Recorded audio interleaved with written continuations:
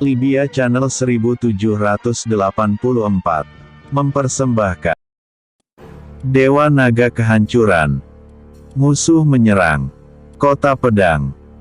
Hari kini sudah gelap, Kota Pedang terlihat cukup sunyi karena biasanya para pekerja yang menambang biji akan melakukan aktivitas ketika siang hari. Walaupun para kultivator tidak membutuhkan istirahat dan hanya butuh meditasi untuk beberapa jam agar dapat melakukan aktivitas kembali, Sekte Pedang melakukan hal itu dengan cara yang lain. Alasannya tentu sederhana, menambang biji yang sangat keras merupakan hal yang sangat sulit dan membutuhkan banyak tenaga. Sekte Pedang tidak menggunakan anggota mereka seperti seorang budak sehingga Sekte Pedang membuat kebijakan agar penambangan diimbangi dengan istirahat yang cukup. Di malam hari, semua anggota Sekte Pedang sedang bermeditasi. Mereka terlihat tidak buru-buru untuk menambang biji langka tersebut. Saat ini, Jie Yan juga sedang dalam posisi meditasi. Ia mencoba memahami konsep kehancuran yang baru saja menerobos. Selain dari itu, ia tidak memiliki hal lainnya untuk memahami konsep ruang dan waktu karena itu adalah konsep yang dikatakan sebagai yang tersulit, terutama untuk konsep waktu. Sedangkan untuk Xiao Zia, ia terlihat sedang bersantai di kursi yang ia buat secara pribadi. Dan untuk Xia Yuer, wajahnya berubah dari aneh, kegembiraan dan muram ketika sedang bermeditasi. Sudah hampir 5 jam bagi Xia Yuer untuk mencoba menerobos. Untuk para roh, terobosan mereka sangatlah berbeda dan itu cukup lama tidak seperti para kultivator. Ini juga dikarenakan merubah struktur tubuh cukup sulit walaupun tidak ada bahaya seperti para kultivator yang mungkin akan merusak meridian dan akar spiritual mereka ketika menembus tingkat abadi. Tampaknya Yuer kecil akan segera selesai. Batin Xiao Zia saat menatap Xia Yuer yang duduk bersila di sebelah Jie Yan dengan tampilan wajah yang terus-menerus berubah. Itu terlihat begitu lucu jika siapapun melihatnya. Wush! Tiba-tiba saja, kekuatan spiritual dan konsep keluar dari tubuh Xia Yuer. Di saat itu juga, itu langsung mengeras membentuk kepompong dan Xia Yuer sebagai intinya. Tidak lama kemudian, kepompong berwarna hijau bercampur putih itu pun mengalami retakan. Krak, krak. Ketika perpadatan dari kekuatan spiritual dan konsep pecah, terlihat Xia Yuer yang memiliki ukuran sedikit lebih besar. Wah! Aku tidak menyangka bahwa ketika aku menerobos tingkat transformasi abadi tahap awal akan membuatku lebih tinggi. Xia Yuer berseru dengan antusias karena tentu ia tahu ukuran tinggi tubuhnya. Tetapi Xiao Zia yang menatap itu hanya terdiam 1000 bahasa karena Xia Yuer hanya bertambah tinggi sekitar 2 cm. Ia tidak tahu apa yang harus dibanggakan dengan tinggi seperti itu. Tatapan Xia Yuer tertuju ke arah Xiao Zia dan ia sedikit tidak puas. Kenapa kultivasinya telah mencapai tingkat transformasi abadi tahap awal? Aku selalu memeriksa daerah sekitar dan tidak melihat wanita itu berkultivasi. Bagaimana caranya menerobos? Gumam Xia Yuer dan ia sangat tidak senang walaupun sebelumnya ia sangat bahagia. Emosinya sangat cepat berubah apalagi itu menyangkut Xiao Zia. Tentu saja Xiao Zia mendengar gumaman Xia Yuer tetapi ia tidak peduli sama sekali dan tetap bersantai di kursi malas yang ia buat. Tetapi, tiba-tiba saja ia mengerutkan keningnya, ia berdiri lalu menatap ke arah tertentu dengan mata menyipit. Bahkan Jie Yan yang hampir tidak dapat melacak apa yang dilacak oleh Xiao Zia, membuka matanya karena ada firasat aneh yang ia rasakan.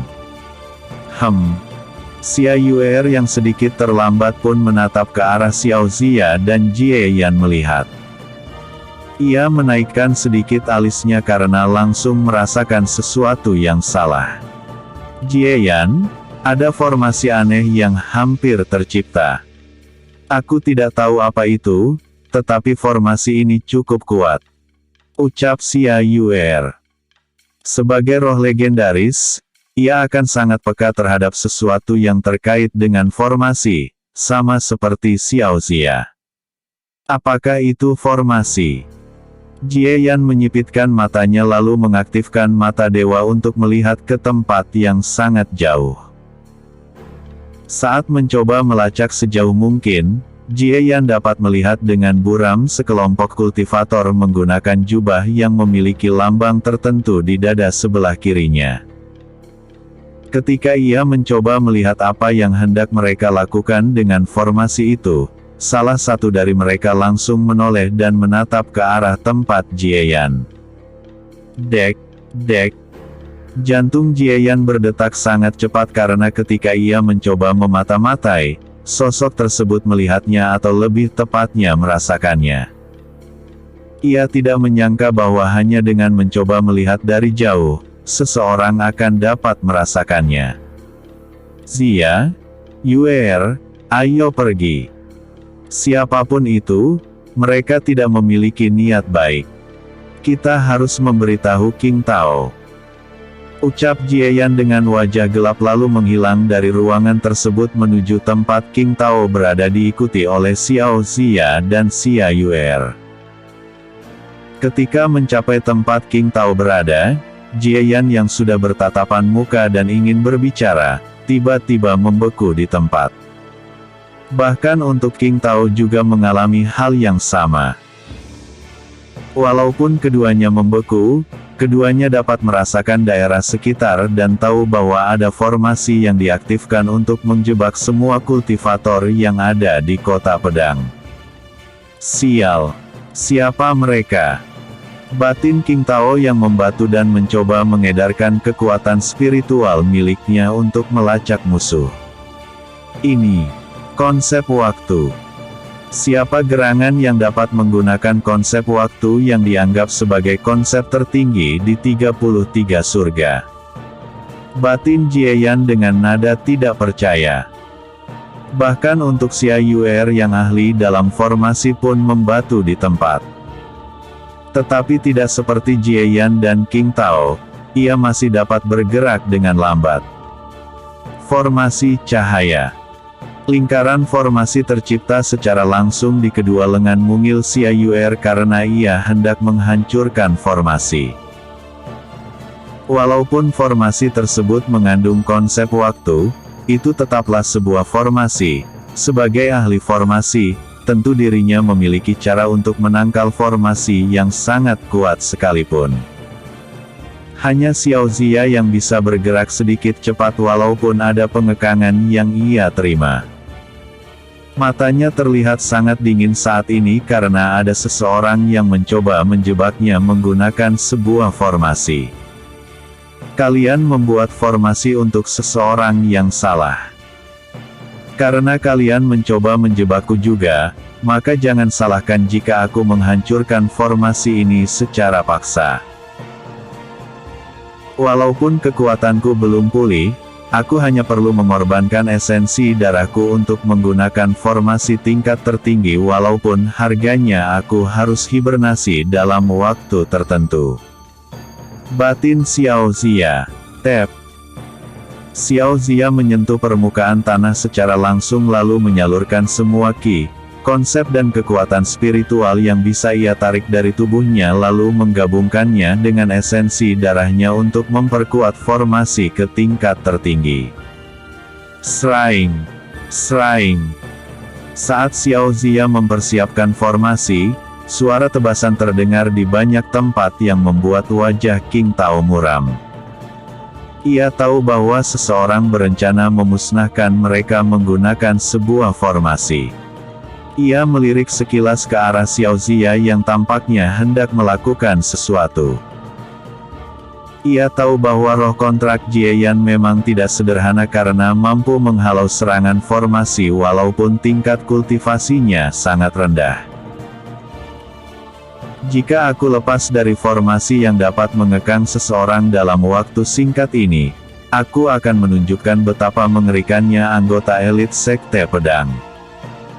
Batin King Tao saat niat pedang level mata pedang miliknya merembes perlahan. Formasi kematian, dunia kematian. Formasi kebalikan, penghancur formasi. Dung. Lingkaran formasi raksasa tercipta seketika dan itu menyelimuti seluruh kota pedang. Semua anggota kelompok kultivator yang melihat itu, terkejut luar biasa dan tahu bahwa ada seseorang dengan ahli formasi yang mencoba menghancurkan jimat penyegelan yang mereka aktifkan untuk membekukan waktu atau lebih tepatnya melambatkan waktu. Di daerah jimat penyegelan itu, seseorang yang terkena formasi akan membeku. Tetapi bagi yang lainnya yang masuk setelah formasi aktif, itu tidak akan membekukan mereka. Dung. Kota pedang langsung berubah menjadi tempat mengerikan, itu sudah bisa disebut sebagai kota kematian itu sendiri. Pemimpin kelompok tersebut tahu dari arah mana asal formasi tersebut dan mencoba menyerang dari tempat yang jauh. Tetapi, wajahnya semakin muram saat melihat banyak retakan di udara. Krak, krak, krak, perang. Layaknya sebuah kaca, semua tempat tampak hancur lalu pengekangan yang membuat semua anggota Sekte Pedang Membatu pun menghilang. Bajingan. Pemimpin kelompok tersebut langsung menyerang ke arah tempat asal formasi menggunakan semua kekuatan yang ia miliki. Api dingin. Saat pemimpin kelompok tersebut melancarkan serangannya dengan telapak tangannya, api aneh berwarna hitam yang terasa sangat dingin pun melesat ke arah tempat bangunan sederhana tempat King Tao, Jie Yan, Xia Yuer dan Xiao Xia berada. Kau sangat berani melakukan serangan diam-diam terhadap anggota Sekte Pedang. Maka aku akan memperlihatkan kekuatan sejati ahli pedang yang sebenarnya. Mata pedang, 1000 bilah maut. Seraing. Jeres. Ketika King Tao mengayunkan pedangnya dari dalam bangunan, bilah raksasa tercipta, saat menerobos bangunan dan menghantam tepat pada api aneh tersebut, itu langsung membelahnya. Serak, blar. Tidak hanya sampai di situ, bilah raksasa itu juga ikut meledak lalu menyebar ke segala arah. Jumlahnya sangat mengerikan, dan bilah-bilah tersebut mengincar semua musuh yang menyerang kota pedang secara diam-diam. Episode sebelumnya, sekelompok musuh mendekat. Episode berikutnya. Organisasi Gerhana Matahari. Kota Pedang. Bilah yang sangat banyak berpencar ke segala arah. Bilah tersebut menargetkan musuh yang menggunakan jubah. Serangan skala besar seperti itu sangat sulit digunakan jika adanya rekan di dekat musuh. Tetapi untuk King Tao yang ahli pedang dan telah mencapai ranah mata pedang, ia dapat melihat dengan jelas semua situasi di daerah sekitarnya menggunakan niat pedang. Ini adalah salah satu keunikan seseorang yang telah mencapai niat pedang, mata pedang. Pemimpin kelompok berjubah tersebut memasang ekspresi jelek. Jika kerudungnya terbuka, dapat terlihat ekspresinya saat ini sangat tidak sedap dipandang. King Tao sialan. Pemimpin kelompok tersebut berkata dengan nada sangat marah lalu dia kedua telapak tangannya, sebuah api membentuk bola berwarna hitam seperti sebuah gerhana matahari tercipta. Api dingin, gerhana matahari kecil. Krak. Pemimpin kelompok tersebut meremas kedua bola api tersebut ketika ia mengarahkan kedua lengannya ke dua arah yang berbeda. Blar. Gelombang kejut api hitam dingin meledak ke segala arah dan langsung mencoba menghancurkan bilah pedang yang baru saja tersebut. Bom, bom, bom. Ledakan berurutan terdengar dengan jelas di tempat tersebut. Arreggggh. Banyak teriakan yang terdengar karena teknik yang digunakan oleh pemimpin kelompok berjubah tersebut menyebar ke tempat yang lebih lebar setelah bertabrakan dengan bilah milik King Tao. Kedua kubu menderita korban. Untuk King Tao yang menatap itu, wajahnya sedikit muram. Ia tidak menyangka musuh akan melakukan hal itu dan mengorbankan beberapa bawahannya hanya untuk menghancurkan teknik yang ia gunakan. Zia. Jie Yan menatap ke arah Xiao Zia yang tampak sedikit pucat saat ini dengan khawatir. Tidak apa-apa. Aku hanya perlu hibernasi dalam waktu beberapa minggu dan tubuhku akan kembali ke puncaknya. Balas Xiao Zia saat ia menatap ke arah jauh lalu menggunakan kelautan terakhirnya untuk menghancurkan musuh yang mencoba menangkapnya bersama dengan Xia Yuer dan Jie Yan. Ini juga dikarenakan formasi domain Xiao Zia yang unik masih aktif, menyelimuti seluruh kota pedang. Formasi kematian, tangan kematian. Dung. Lingkaran formasi kembali tercipta di tempat domain yang diciptakan oleh Xiao Zia. Dan di saat itu juga, ia langsung pudar perlahan memasuki ruang jiwa milik Jie Yan untuk hibernasi dalam waktu tertentu. Di kota pedang, saat lingkaran formasi tercipta, tangan yang tak terhitung jumlahnya meledak dari dalam tanah, mencoba meraih para musuh tetapi mengabaikan anggota sekte pedang. Apa ini? Sial. Ini seperti formasi segel, dapat menahan seseorang dalam waktu kurang dari 2 detik. Para musuh berteriak marah dan tidak menyangka bahwa di tempat itu akan ada ahli formasi yang sangat kuat. Untuk pemimpin kelompok berjubah, dia hanya mendengus. Ia dan beberapa kultivator lainnya tentu tidak akan terpengaruh oleh formasi seperti itu karena tingkat kekuatan mereka. Mereka semua hanya mengayunkan pedang dengan santai lalu tangan-tangan hitam yang ada di sekitar mereka langsung musnah. Tetapi, untuk banyak anggota yang lemah, mereka ditahan selama waktu kurang dari 2 detik. Dan itu merupakan kesempatan bagi semua anggota sekte pedang untuk menyerang balik. Mati! Teriakan keras terdengar dan di saat itu juga, puluhan musuh yang menyerang kota pedang tewas di bilah pedang para anggota sekte pedang. Anggota tingkat atas kelompok berjubah tidak peduli sama sekali dengan umpan meriam yang telah terbunuh. Sedari awal pun, mereka hanya akan dikorbankan ketika mengikuti misi merampok salah satu tambang biji langka milik sekte pedang. Fokus kekuatan tempur tertinggi kelompok berjubah tersebut adalah King Tao, pemimpin dari kota pedang yang diutus langsung oleh sekte pedang. Aku tidak menyangka bahwa kaulah yang mencoba merampok tempat ini. Apakah kalian organisasi Gerhana Matahari sangat ingin berperang dengan sekte pedang? Juga, kenapa kau tidak bergegas pergi dari tempat ini, Cao Si? Ucap King Tao saat ia perlahan berjalan keluar dari bangunan sederhana dengan 2 pedang unik di kedua tangannya.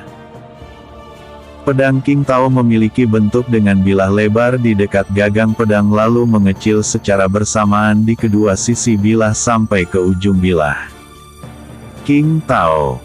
Cao Yuan berkata dengan nada sangat marah.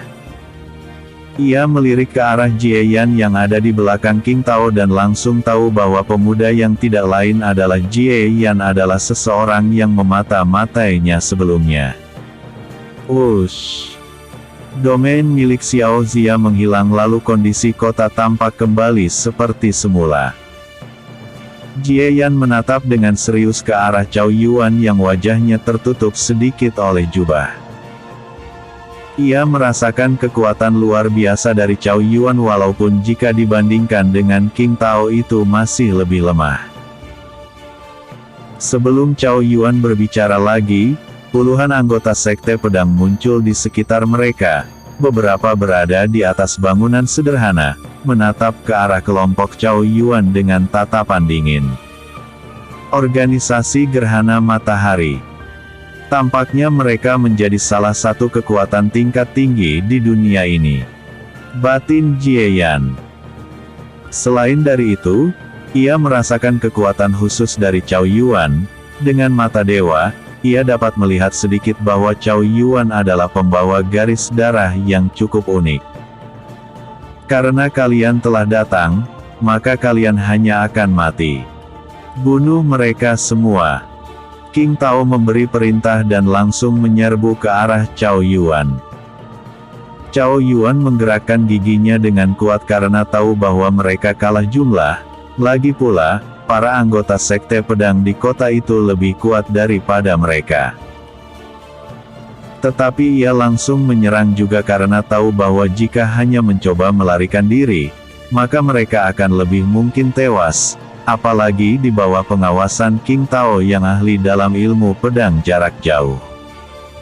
Jieyan, ayo kita bunuh beberapa dari mereka. Tampaknya ada target yang cocok. Xia Yuer berkata dengan garang saat ia menatap ke arah salah satu kultivator berjubah yang memiliki tingkat kultivasi transformasi abadi tahap puncak. Iya.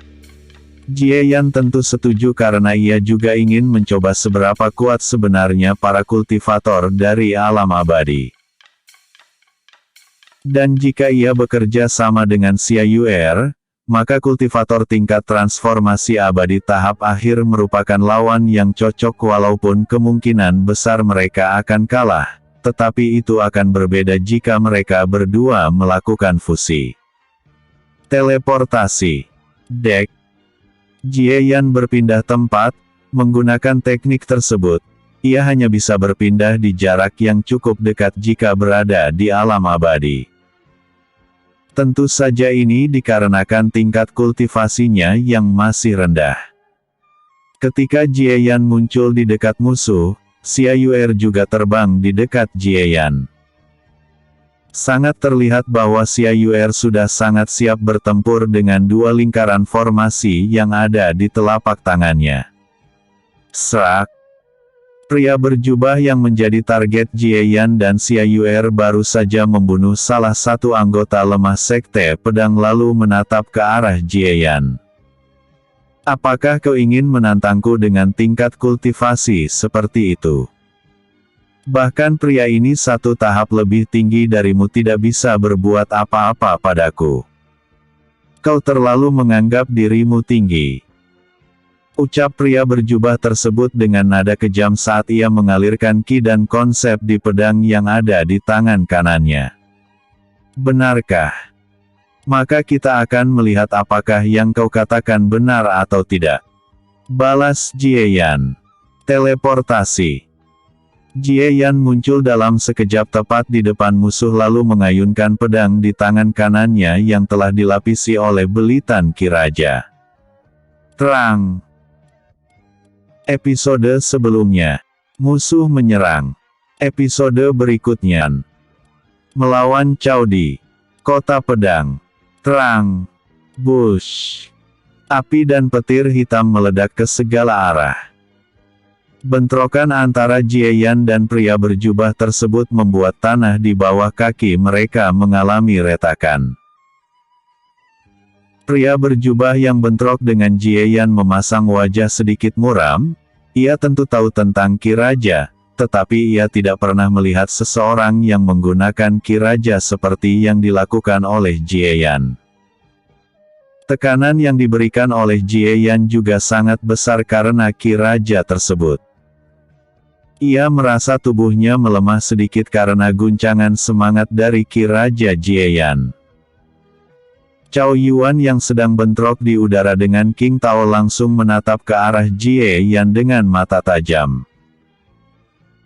Sebagai ahli tingkat atas di organisasi Gerhana Matahari, ia tentu tahu tentang informasi kultivator pengguna ki raja yang memiliki metode untuk menggunakan ki raja di senjata ataupun serangan tinju.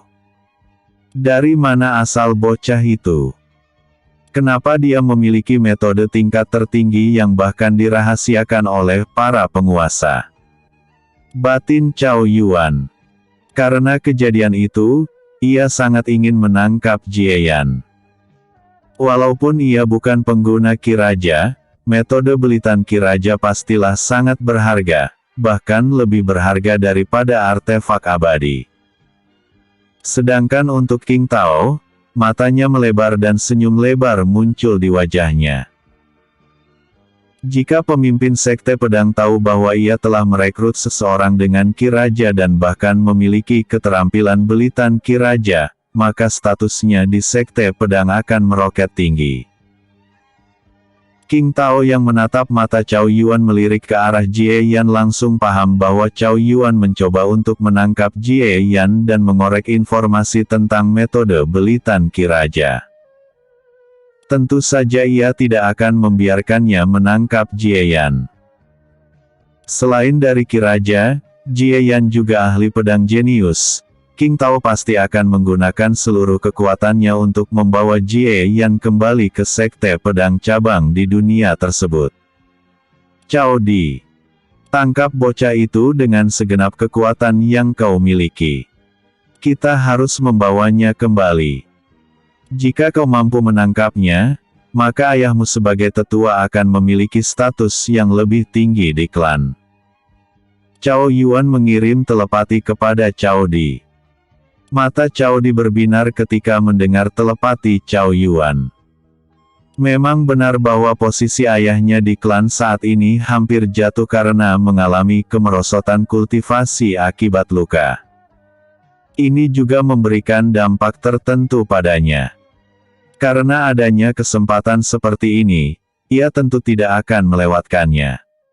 Kau memang kuat untuk kultivator setingkat dirimu. Tetapi, Cao Di memiliki kilatan tertentu di matanya saat api hitam meledak dari tubuhnya. Kegelapan matahari. Jie Yan yang menatap ledakan elemen unik dari tubuh Cao Di, tetap tenang. Kau tidak mungkin bisa menang melawanku. Lanjut Cao Di saat ia memulai tekniknya. Api matahari. Blar. Daerah radius puluhan meter langsung hangus dalam sekejap saat api hitam meledak ke arah langit. Ini adalah api khusus dari garis darah klan Cao, yaitu garis darah matahari dingin, kebalikan dari suhu matahari. Wush. Semua tempat yang dibakar pun langsung membeku menjadi es hitam yang tampak seperti api. Jie Yan yang berada di dekat api hitam itu pun langsung membeku menjadi patung es. Cao Di tersenyum lebar ketika melihat hal itu. Ketika ia mencoba untuk menangkap Jie Yan dan memberinya segel agar tidak dapat menggunakan Ki, wajahnya tiba-tiba berkerut. Dung! Lingkaran formasi tercipta tepat di bawah Cao Di dan ia langsung menatap ke arah tertentu dan menemukan roh peri mungil yang mengarahkan telapak tangannya ke arahnya. Formasi cahaya, panas cahaya. Sesh! Cahaya menyilaukan meledak di tempat tersebut dan langsung melelehkan semua es hitam yang dibuat oleh Cao Di. Selain dari itu, satu titik panas yang dibuat oleh Xia Yuer mencoba membakar Cao Di. Sial! Batin Cao Di saat api hitam menyelimuti seluruh tubuhnya. Ia juga langsung melompat mundur karena panas tepat di bawah kakinya cukup mengerikan. Ia bertanya-tanya bagaimana bisa roh mengubah elemen cahaya menjadi sepanas itu. Tetapi, ketika Cao Di melompat mundur, seseorang muncul tiba-tiba di belakangnya sambil mengayunkan pedang aneh di tangannya. Matilah! Cao Di terkejut dan langsung berbalik lalu mengangkat pedang di tangannya serta melapisinya dengan Ki dan konsep. Seni pedang awan. Seraing. Terang. Cao Di yang menahan serangan, sangat terkejut karena kekuatan tebasan itu sungguh aneh. Walaupun tekanan tampak lemah, di satu sisi kekuatan niat pedang yang terkandung sungguh mengerikan. Bush! Cao Di terhempas menjauh. Darah tampak mengalir sedikit dari sudut bibirnya karena serangan sebelumnya tampak menembus tubuhnya. Walaupun tidak ada luka di permukaan, niat pedang tersebut merusak sebagian dari organ dalam tubuhnya. Jie Yan yang telah pulih dari pembekuan, menghilang seketika. Seni rahasia, lubang teleportasi pemecah ruang. Dung! Jie Yan muncul tepat di belakang Cao Di yang terhempas lalu mengayunkan pedangnya sekuat tenaga. Ia juga melirik sekilas ke arah pemuda yang tidak lain adalah Yun Ce. Ia sedikit terkejut dengan keahlian pedang Yun Ce karena itu mirip dengan hasil serangan menggunakan Ki Raja. Seni rahasia, tebasan kecepatan teleportasi. Sraing. Cao Di yang merasakan nyawanya terancam, mencoba menghindar serangan yang dilancarkan oleh Jie Yan. Serak. Ketika Jie Yan melewati Cao Di, wajahnya sedikit tidak puas karena Cao Di masih bisa menghindar walaupun ia telah memberikan luka yang cukup dalam. Cao Di yang menerima tebasan di lehernya, langsung mencoba mundur dengan keringat dingin di dahinya. Ia tahu bahwa jika ia tidak menghindar sebelumnya, lehernya akan terpenggal. Namun, ketika Cao Di mencoba mundur, sosok mungil muncul tepat di depan wajahnya sambil mengarahkan telapak tangannya yang mungil ke wajahnya. Sosok tersebut tentu saja adalah Xia Yuer yang memasang wajah mengejek dingin walaupun itu terlihat sangat imut, formasi cahaya, pedang cahaya. Cao Di yang tidak bisa bereaksi lagi, hanya bisa melebarkan matanya saat menatap pedang cahaya tersebut mencoba menusuk wajahnya. Jelek. Pedang cahaya yang digunakan oleh Xia Yuer langsung menusuk kepala Cao Di yang membuatnya membatu di tempat.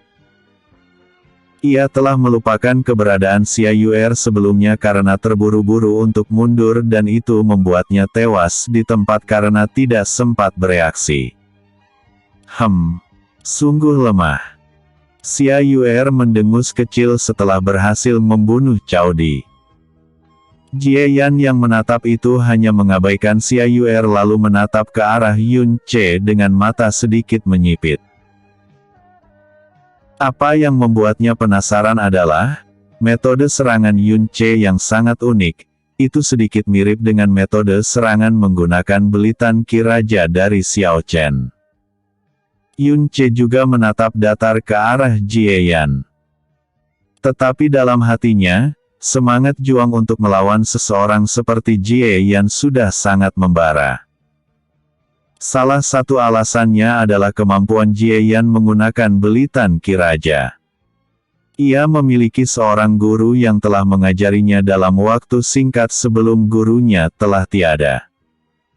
Dan di saat itu, ia tahu apa penyebab kematian gurunya yang terluka. Dan luka itu berasal dari serangan yang sangat mematikan, yaitu serangan dengan belitan Ki Raja yang dianggap sebagai serangan pamungkas di alam abadi. Episode sebelumnya. Organisasi Gerhana Matahari. Episode berikutnya. Basis Organisasi Gerhana Matahari. Kota Pedang. Cao Di telah tewas. Batin Cao Yuan dengan wajah yang sangat muram. Ia merasa sedikit kedinginan saat ini ketika membayangkan ia kembali dengan kabar kematian Cao Di. Walaupun ayahnya Cao Di melemah, kekuatannya masih merupakan salah satu yang terkuat di klan Cao, dan dirinya bukanlah seseorang yang mampu menyinggung seseorang sekuat itu untuk saat ini. Selain dari itu, ketika Cao Yuan menatap semua tempat yang ada, wajahnya semakin muram karena banyak bawahannya yang tewas. Jika terus berlanjut, mereka semua akan dikuburkan di Kota Pedang. Semuanya mundur. Teriak Cao Yuan saat api hitam meledak dari tubuhnya dan menutupi semua area. Karena teknik yang digunakan oleh Cao Yuan untuk memanipulasi api dan membekukan semua tepat dalam waktu singkat agar menghalangi musuh mengejar, para bawahan Cao Yuan pun langsung bergegas pergi. Menatap hal itu, King Tao mengerutkan keningnya dan mencoba berlindung. Teknik yang digunakan oleh Cao Yuan memang tidak kuat, tetapi jika tidak dihalau, itu akan membuat tubuh menerima dampak tertentu dalam waktu jangka panjang. Ingin melarikan diri. King Tao mendengus lalu mengayunkan kedua pedangnya sekuat tenaga. Mata pedang, dua bilah suci. Seraing. Saat King Tao mengayunkan kedua pedang di tangannya, itu langsung membelah semua es yang ada di sana. Kedua bilah raksasa tersebut menerjang ke arah Cao Yuan yang mencoba melarikan diri bersama dengan banyak bawahannya. Cao Yuan yang melarikan diri, mendengus jijik. Ia tentu tidak takut dengan serangan itu walaupun yakin bahwa banyak bawahannya yang akan tewas. Ia pun berbalik lalu mengayunkan pedangnya sekuat tenaga ke arah bilah raksasa yang menerjang ke arahnya. Seraing. Blar. Bilah raksasa tersebut hancur dalam sekejap dan Cao Yuan tidak membuang waktu sama sekali lalu terbang dengan kecepatan penuhnya menjauh dari kota pedang. Sementara itu, bilah lainnya yang dilancarkan oleh King Tao, membunuh banyak bawahan Cao Yuan di tempat. Menatap kepergian sisa kelompok Cao Yuan, King Tao langsung berbicara, "Jangan kejar mereka." Perintah King Tao membuat semua anggota sekte pedang berhenti di tempat. Walaupun mereka sedikit enggan, mereka paham maksud King Tao. Bisa saja masih ada pasukan yang datang untuk membantu Cao Yuan dan itu bukan pilihan tepat untuk mengejar mereka. Sementara itu, Yun Ce yang menatap Jie Yan untuk beberapa saat, menyarungkan pedang yang ia pedang ke sarung pedang yang ada di pinggangnya. Ia akan dianggap sebagai musuh jika mencoba bertarung dengan Jie Yan saat ini. Ketika Yun Ce berbalik, Xia Yuer yang tiba di samping Jie Yan, menatap ke arah Yun Ce dengan seksama.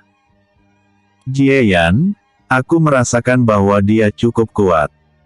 Di seperti bilah yang sangat tajam," ucap Xia Yuer dan perlahan duduk di bahu Jie Yan. Alis Jie Yan naik sedikit karena sangat jarang Xia Yuer memberikan penilaian seperti itu kepada seseorang. Ia sangat tahu walaupun Xia Yuer sangat ceroboh, dia adalah roh tipe yang sangat peka dengan kekuatan seseorang. Ini adalah kemampuan bawaan dari roh Dewi Kehidupan, dia pasti akan sangat mengerti tentang makhluk hidup walaupun untuk Xia Yuer hanya bergantung pada instingnya sendiri tanpa sadar mengaktifkan kemampuan pelacakan seperti itu. Setelah membereskan kekacauan, King Tao mengundang Jie Yan untuk minum. "Terima kasih atas bantuannya sebelumnya. Jika tidak, mungkin hanya sedikit dari kami yang tersisa. Jimat yang digunakan oleh Cao Yuan sangatlah berbahaya, harga dari jimat tersebut di pasar gelap juga sangat mahal," ucap King Tao. Ia tahu dengan jelas bahwa jimat yang digunakan oleh Cao Yuan berasal dari kelompok pedagang tertentu di wilayah barat alam abadi. Jie Yan hanya tersenyum kecil lalu berbicara hal lainnya, siapa sebenarnya organisasi Gerhana Matahari itu? Mata King Tao langsung menyusut tajam ketika mendengar pertanyaan Jie Yan. Organisasi Gerhana Matahari adalah organisasi gelap yang dibentuk oleh klan Cao, salah satu kekuatan tertinggi di dunia ini yang sering mengganggu banyak kekuatan lainnya dari balik layar terutama untuk cabang sekte pedang. Basis mereka tidak bisa ditemukan dimanapun. Pemimpin mereka yang tidak lain adalah Patriark klan Cao adalah seseorang yang sangat pintar dan licik. Dia memiliki metode aneh untuk menyembunyikan tempat mereka, dan semua bawahan mereka memiliki segel yang sangat kuat dan tidak bisa membocorkan lokasi basis utama mereka. Ujar King Tao. Oh. Alis Jie Yan naik sedikit dan merasa dunia yang ia datangi semakin menarik. Ia tidak lagi bertanya tentang hal lainnya karena merasa bahwa belum waktunya untuk mengetahui informasi tentang alam abadi.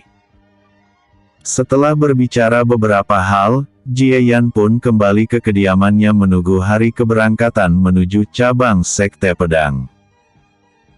Selain dari percakapan sederhana, Jie Yan juga telah mendapatkan informasi bahwa dunia yang ia datangi bernama Bintang Tianyu, salah satu planet raksasa di wilayah barat alam abadi. Banyak kekuatan besar terdapat di Bintang Tianyu, semua dari mereka sangatlah kuat. Kekuatan rata-rata dunia tersebut dianggap sebagai kelas menengah di alam abadi. Selain dari itu, cabang Sekte Pedang di Bintang Tianyu juga termasuk salah satu kekuatan besar. Dari hal itu pun, dapat dipastikan bahwa Sekte Pedang termasuk sekte kelas 1 di alam abadi.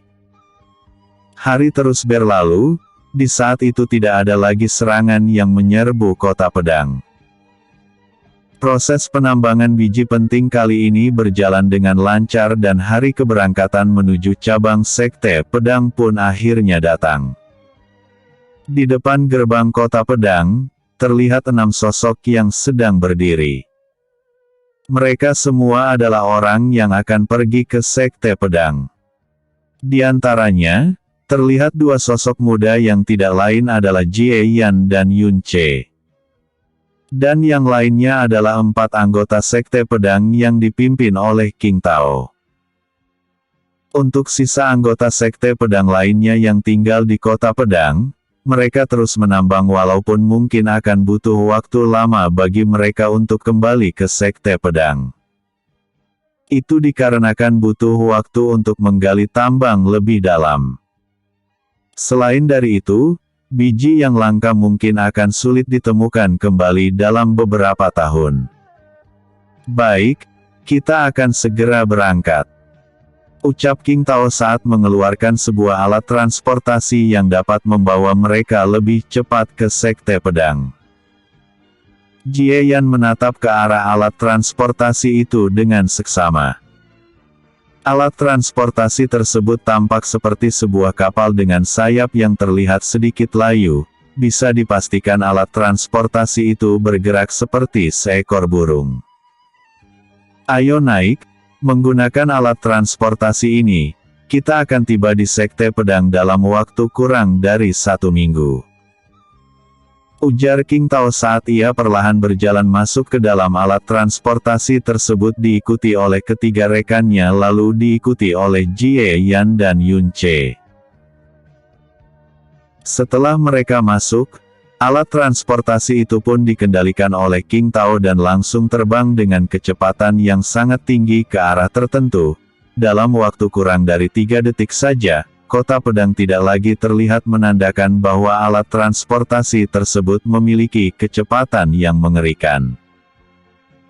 Di suatu tempat di Bintang Tianyu, terlihat beberapa sosok yang bergerak dengan kecepatan tinggi di udara. Mereka semua adalah kultivator yang menggunakan jubah. Mereka tidak lain adalah kelompok yang dipimpin oleh Cao Yuan untuk merampok kota pedang sebelumnya. Beberapa saat kemudian, mereka tiba di sebuah jurang lalu langsung terjun ke dalamnya. Jurang tersebut juga cukup tersembunyi, jika tidak memiliki petunjuk tentang tempat itu, walaupun mencari dalam waktu bertahun-tahun, itu akan sulit untuk ditemukan.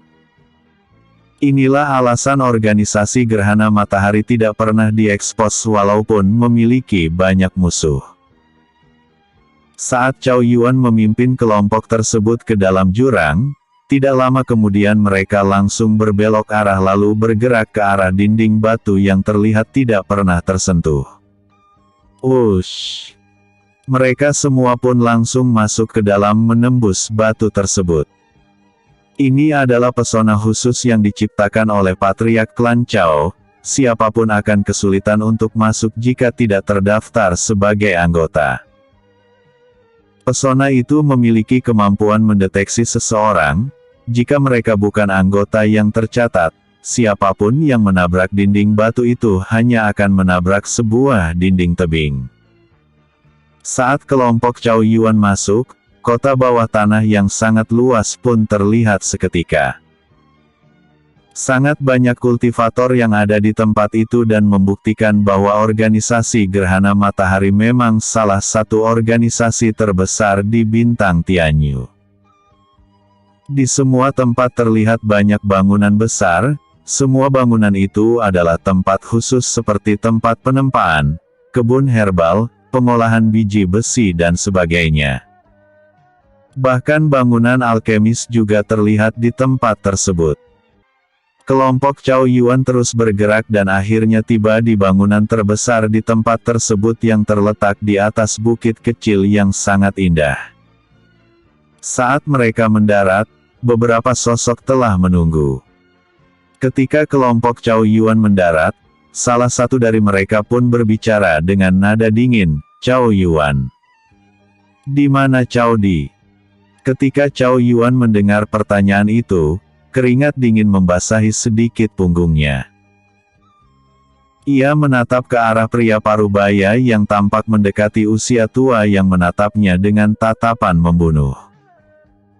Tetua kedua, misi kami gagal dan Cao Di dibunuh oleh pemuda yang menjadi anggota baru Sekte Pedang.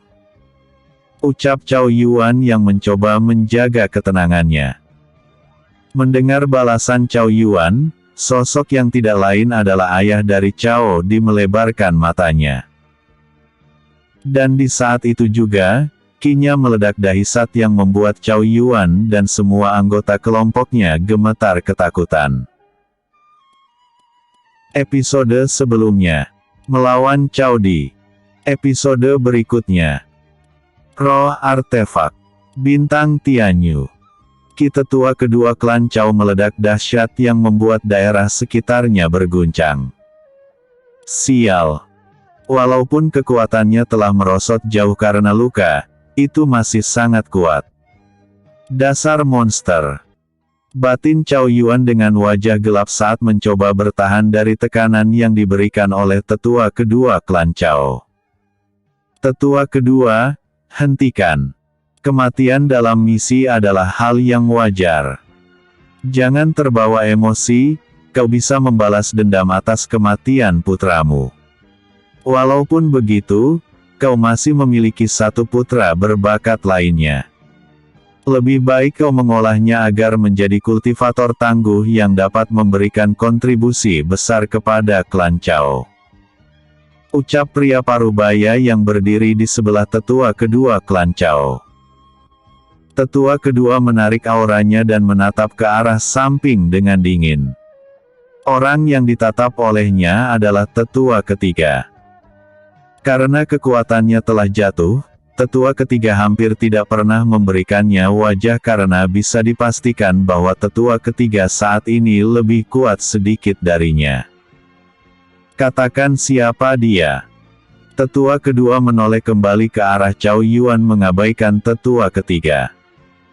Ini orangnya dan semua informasi yang kami kumpulkan tentangnya walaupun itu hanya sedikit. Cao Yuan mengeluarkan sebuah kertas lalu memberikannya kepada tetua kedua. Menerima kertas tersebut, tetua kedua menatap gambar seorang pemuda tampan yang memiliki ciri khas unik yaitu warna rambutnya. Tetapi, ketika membaca detail dari pemuda yang tidak lain adalah Jie Yan, wajah tetua kedua gelap seketika. Ini. Tetua kedua bergetar sedikit dan tahu bahwa kematian putranya memang tidak bisa dihindarkan lagi karena bertemu dengan jenis seperti itu. Walaupun dia jenius, jadi apa? Karena dia telah membunuh putraku, maka dia tidak akan bisa lolos dari tanganku. Ucap tetua kedua lalu melempar kertas tersebut dan pergi dari tempat itu. Tetua ketiga menatap kepergian tetua kedua dengan tatapan menghina lalu membaca keterangan tentang Jie Yan. Awalnya ia merasa bahwa garis keturunan tetua kedua sangatlah lemah tetapi ketika membaca informasi, wajahnya berubah dalam sekejap. Dan satu lagi sosok yang semula diam juga menatap ke arah kertas yang dipegang oleh tetua kedua. Ia tidak lain adalah tetua pertama klan Cao. Ketika menatap informasi tentang Jieyan, ia juga menyipitkan matanya dan berkata dengan nada yang sangat dalam, tidak disangka bahwa akan ada jenius seperti itu yang muncul dan masuk ke Sekte Pedang. Dia tidak bisa dibiarkan tumbuh. Beri informasi tentangnya kepada organisasi gelap lainnya. Perintah tetua pertama karena merasa bahwa Jieyan suatu hari nanti akan menjadi ancaman yang sangat besar. Inilah mengapa tetua pertama ingin menyebarkan informasi tentang Jieyan karena kekuatan besar lainnya pasti akan memikirkan hal yang sama dan mencoba membunuh Jieyan sebelum tumbuh sepenuhnya ke tingkat yang tidak dapat mereka tangani lagi. Cao Yuan yang mendengar perintah pun langsung mengangguk lalu pergi bersama dengan semua bawahannya untuk menyebarkan informasi tentang Jieyan. Jieyan yang saat ini sedang berada di alat transportasi menuju Sekte Pedang, tidak mengetahui bahwa ia telah menarik perhatian banyak pihak. Bisa dipastikan bahwa dalam waktu dekat, ia akan menjadi incaran berbagai pihak karena jika jenius seperti itu bergabung dengan Sekte Pedang, maka ancamannya akan meningkat drastis. Sudah hampir seminggu setelah King Tao mengendalikan alat transportasi tersebut menuju Sekte Pedang. Selama perjalanan, mereka tidak memiliki kendala sama sekali. "Kita akan segera tiba," ucap King Tao. Kata-kata King Tao membuat Jieyan menatap ke arah kejauhan dengan wajah tenang. Tidak lama kemudian, ia melihat sebuah kota raksasa. Kota itu begitu luas, terletak di antara banyak pegunungan. Di udara, terlihat sangat banyak alat transportasi yang keluar dan masuk dari kota tersebut. Selain dari itu, apa yang menjadi perhatian Jieyan adalah sebuah tempat di salah satu gunung, dan gunung tersebut merupakan gunung tertinggi di daerah pegunungan tersebut. Bangunan yang terdapat di gunung tersebut terlihat sedikit berbeda dengan bangunan yang ada di kota. Selain dari itu, dengan mata dewa, Jieyan dapat memastikan bahwa pusat dari jumlah kultivator kuat lebih banyak berada di tempat tersebut. Jieyan telah menebak bahwa itu pastilah Sekte Pedang. Dan perkiraannya memang benar saat King Tao mengendalikan alat transportasi menuju gunung raksasa tersebut. Saat mendekat, Jieyan dapat melihat bahwa dari kaki gunung mencapai pertengahan, pedang tak terhitung jumlahnya tertancap, itu terlihat seperti kuburan pedang karena semua dari pedang itu terlihat telah rusak. Itukah yang disebut sebagai makam pedang? Yun Ce juga memperhatikan hal itu dan bergumam kecil. Makam pedang. Batin Jieyan dengan alis sedikit terangkat. King Tao yang berada di depan Jieyan dan Yun Ce pun berbicara, "Ya, itu adalah makam pedang." Semua ahli pedang bersama dengan pedang mereka yang jatuh di dalam pertarungan akan dimakamkan di sana. Selain dari itu, makam pedang juga memiliki fungsi lainnya. Kalian melihat semua pedang itu bukan?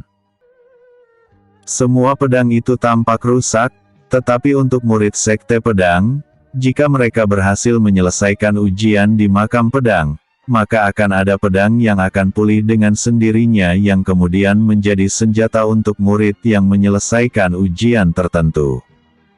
Ujar King Tao. Oh, menarik. Apakah makam pedang ini memiliki sejenis semangat tertentu atau lebih tepatnya memiliki roh khusus? Tanya Jieyan karena ia pernah membaca tentang hal seperti itu. Kemungkinan tempat seperti itu memiliki roh senjata yang mengendalikan semua senjata di sana dan juga dapat memperbaikinya. Pengetahuanmu cukup luas. Memang benar seperti yang kau katakan. Master Sekte Pedang utama di wilayah barat adalah yang menciptakan tempat ini di masa lalu. Untuk cabang Sekte Pedang, hanya ada 2 dari yang memiliki makam pedang dengan roh artefak. Roh artefak itu cukup misterius. Tidak ada yang pernah melihatnya. Baiklah, kita telah tiba. Hal lainnya akan kalian berdua pelajari ketika kalian resmi menjadi murid dari Sekte Pedang. Ucap King Tao. Jie Yan dan Yun Ce hanya mengangguk.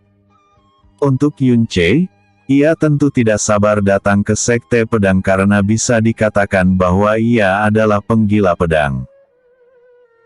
Ia ingin mencoba kemampuannya untuk menantang seseorang yang lebih kuat dan menunjukkan keahlian pedang miliknya. Sementara Jie Yan, banyak pemikiran yang terlintas di benaknya saat ini. Terutama untuk roh artefak yang dikatakan mampu memperbaiki pedang. Makam pedang. Angin berhembus setiap saat di tempat tersebut. Niat pedang yang tak terhitung jumlahnya selalu memberikan penindasan di tempat itu. Untuk seseorang yang tidak memiliki niat pedang, mereka pasti akan langsung tercabik-cabik jika memasuki makam pedang. Di suatu tempat di makam pedang, tepatnya di daerah yang cukup gelap, satu sosok yang terlihat cukup kabur sedang duduk bersila. Aura yang terpancar dari tubuhnya terlihat sangat tajam, bisa dipastikan bahwa itu adalah niat pedang ekstrim yang telah mencapai ranah jantung pedang. Dan sosok tersebut tidak lain adalah roh artefak, dia adalah roh artefak yang sangat unik. Hanya ada beberapa darinya yang memiliki kemampuan menggunakan niat pedang. Dengan kata lain, untuk dirinya sendiri jika berniat bertarung, maka kekuatannya pasti sangatlah mengerikan. Roh artefak tersebut membuka matanya dan niat pedang di seluruh tubuhnya pudar dalam sekejap. Ia menoleh ke arah atas dan menemukan alat transportasi yang bergerak ke arah Sekte Pedang. Aura ini. Ada dua pedang setingkat artefak abadi tingkat menengah yang muncul. Selain dari itu, apa aura yang lainnya? Kenapa aku merasakan aura iblis darinya? Dan artefak itu, mengapa aku merasa bahwa itu adalah artefak dewa sekaligus juga tidak? Gumam artefak roh tersebut dengan nada heran. Tunggu, aura iblis ini. Apakah itu cermin tembaga? Tidak. Auranya hanya sedikit mirip. Apa itu? Batin roh artefak tersebut lalu menggelengkan kepalanya dan menutup matanya kembali. Ia tidak peduli dengan hal lainnya karena ia hanya memiliki tugas untuk mengelola makam pedang. Sebagai roh artefak, ia tentu telah mengenal banyak jenis artefak dari tingkat fana, abadi dan bahkan artefak dewa. Dan salah satu yang pernah ia lihat sebelumnya adalah cermin tembaga, dan itu adalah cermin tembaga yang lengkap di masa lalu. Roh artefak tersebut tidak tahu bahwa cermin tembaga telah dipecah menjadi 3. Jika ia tahu bahwa salah satu pecahan saat ini sedang berada di Sekte Pedang, ia akan bergegas untuk melihat siapa pemegangnya karena untuk dapat memegang artefak dewa, seseorang harus memiliki kemampuan khusus. Karena dari zaman kuno sampai saat ini, jika seseorang memegang artefak dewa, jika kekuatannya tidak mencukupi atau mereka tidak layak, mereka akan tewas oleh artefak dewa itu sendiri. Episode sebelumnya. Basis organisasi Gerhana Matahari. Episode berikutnya. Tes khusus.